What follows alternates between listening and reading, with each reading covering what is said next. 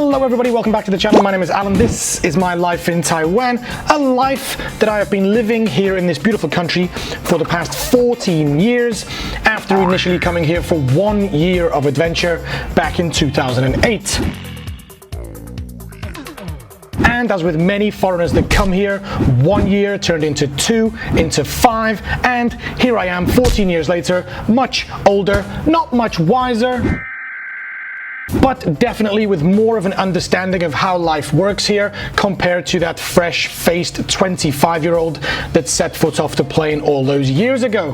We are in Taiwan. and it is 2008. And despite the title making it seem like I don't speak any Chinese at all, huh? Zan. Oh, Zan, dip.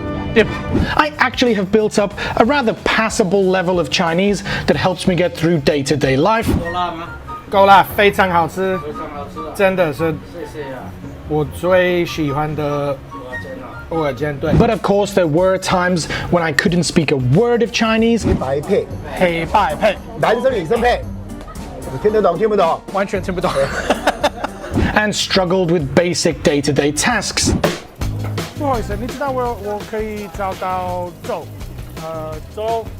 And to be honest, there are still times where my Chinese isn't up to scratch and I need to resort to Google Translate, body language. 后面吗？我应该是后面。哎，这边是前面的。可是这里是三个位置，我的笔在位置后面。Or have to put the burden onto my Taiwanese friends that will help me with some of the more difficult situations that a life adulting here in Taiwan can lead to. They don't have an English version.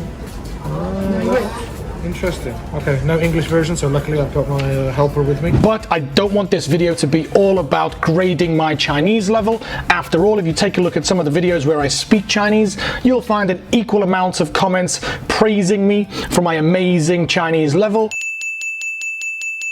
As you will see, the same amount of comments full of scorn and disdain for my absolutely pathetic attempt at speaking the local language.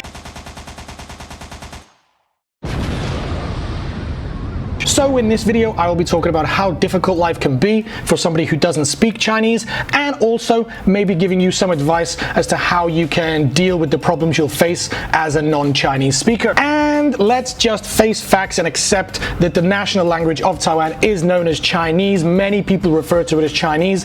The official word would be Mandarin Chinese as opposed to Cantonese Chinese, but for the purposes of this video, we are just going to go with Chinese. So I guess the best way for me to explain how difficult or easy it is to live here in Taiwan without speaking Chinese would be to share a couple of stories from my life that are typical of situations that we face as foreigners here in Taiwan, starting with a story that happened on my second ever day here in Taiwan when I woke up in my one-star hotel opposite Taichung train station, went outside, and we were in search of a Starbucks that we had read in the local guidebook was located at Zhongyou department store. So with no Google Maps and only a lonely planet to guide us, we headed out towards the train station and immediately found ourselves lost in the street trying to figure out the map in the guidebook when a young, helpful Taiwanese guy came up to us in perfect English and asked if we needed help or guidance to somewhere. And when we explained that we were looking for Zhongyou department store, he simply said, "Okay, follow me," and proceeded to walk us all the way from Taichung train station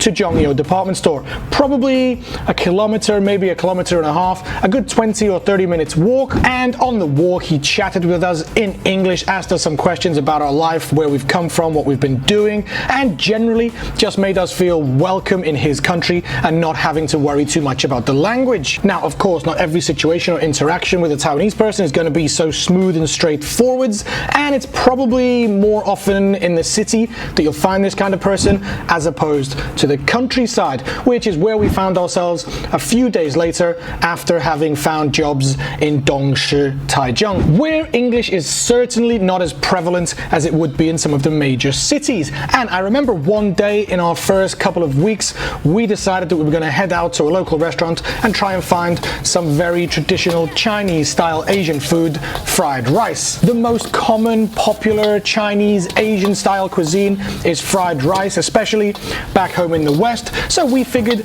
every restaurant in Dongshi must have fried rice on the menu. And our Lonely Planet guidebook had given us the pinyin for some of the foods, which we'd read as Tao Fan.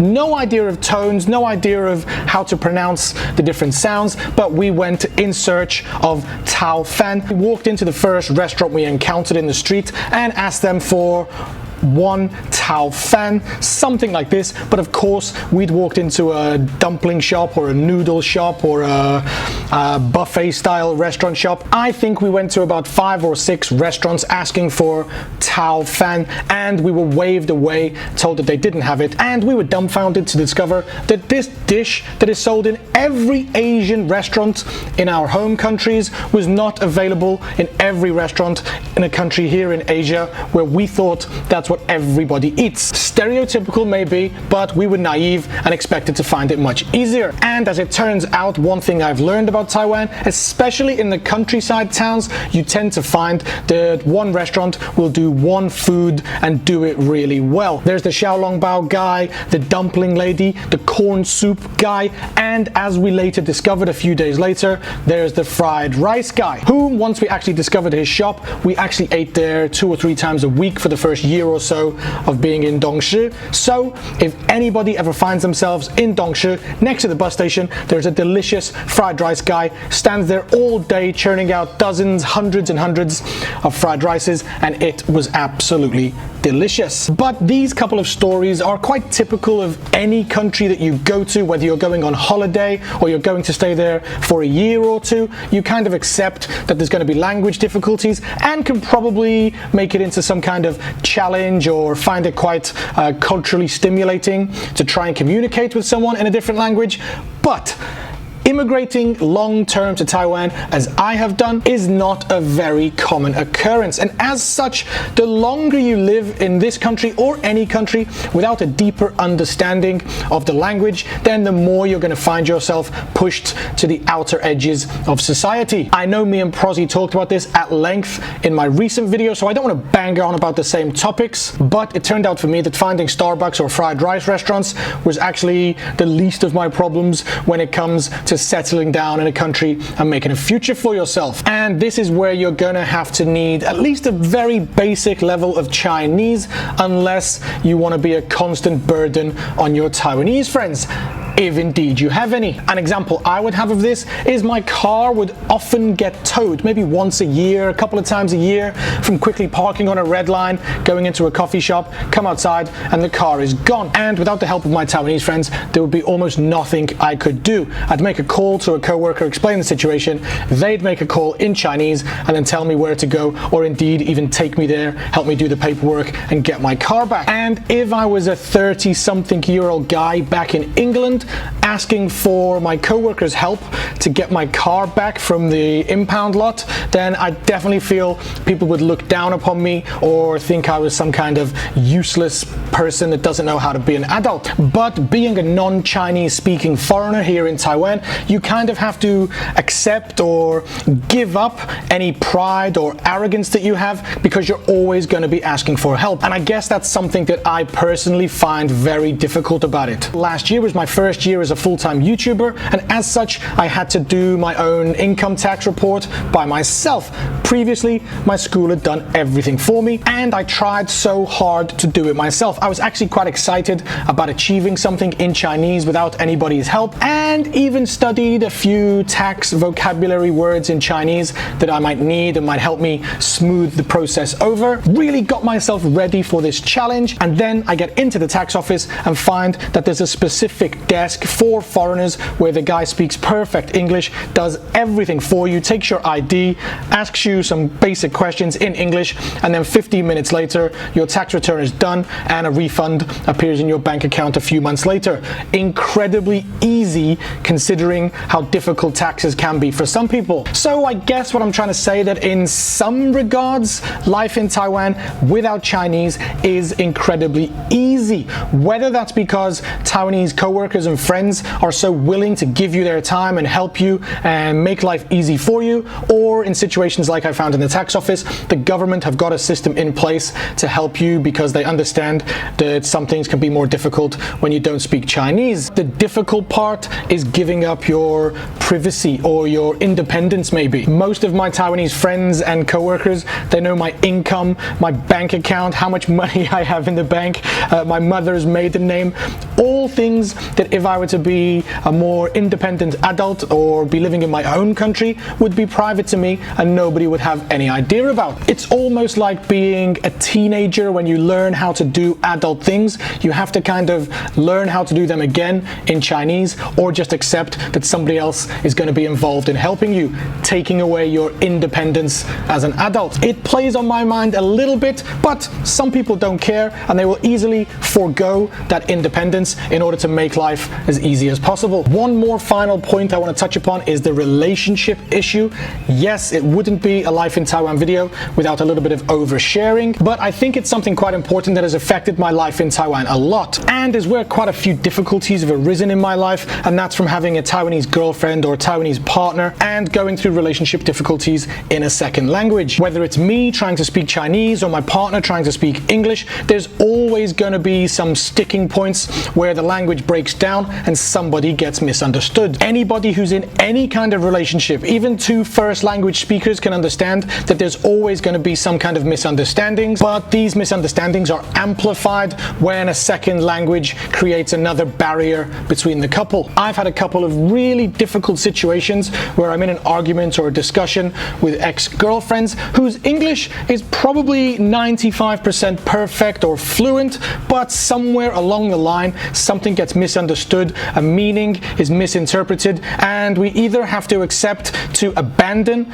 the topic or move on from the topic, or continue down the road and make the situation worse and worse. In this regard, not having a perfect level of Chinese has really made my life in Taiwan much more difficult than it would have been if I could speak perfect Chinese. So there you have my view on that topic, and I really tried to cover a few of the more lighter day-to-day situations that present problems in Taiwan, and also combine it with a few deeper, heavier, more personal situations to give you a real idea of how not speaking Chinese can affect the difficulty or easiness of life here in this country, especially as years in Taiwan become decades spent in Taiwan, as is happening with me. I guess to answer the question in the title as simply as possible, well, yes, of course, life gets much easier the more Chinese that you speak, but not speaking Chinese won't prevent you from living here. And let's face it, wherever we live in the world and whatever language we speak, we are all going to face difficulties sometimes, and we're all going to have amazing times sometimes. I've certainly had more amazing times in Taiwan than I've had difficult times, so despite recently going through a little bit of a rough patch, a little bit of difficulty, I know eventually that things are going to turn around and amazing times are coming for me, and hopefully for you guys too. I think that's it. Enough oversharing. Don't forget to like the video if you've enjoyed it, subscribe if you haven't already, and feel free to go check out mine and Prozy's Patreon in the link in the description down below if you want to support me and make our lives much less difficult. I think that's it. Time to say goodbye, so thanks for watching. As for now and as always, I'll see you next time in My Life in Taiwan. Peace!